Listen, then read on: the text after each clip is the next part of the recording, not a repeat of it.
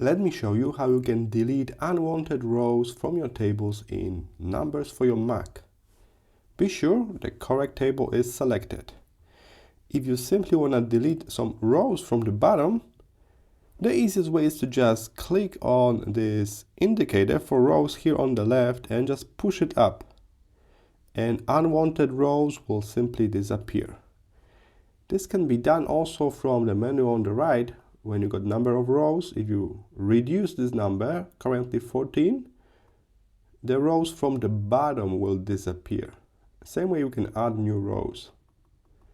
Alright, how we can delete certain rows from the middle. So let's say I want to delete this row number 9 exactly. In that case, make sure you click on the number of the row, and then you will see this little menu, the little arrow down. Click the arrow down and you will see option just for this row. And as you can see, there's option to delete the entire row. Click on that and row number 9 is gone. We'll still see the number 9 here because all of the rows will move up. But as you can see, the content, the XXX disappeared.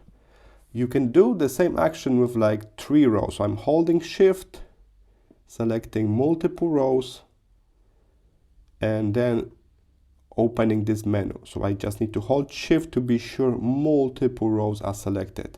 And now the option is called delete selected rows. So more than one.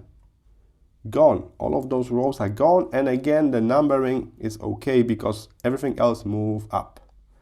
So that's how you can delete unwanted rows from your table. From the bottom, simply use this. In the middle at the top, you must click on this extra menu here.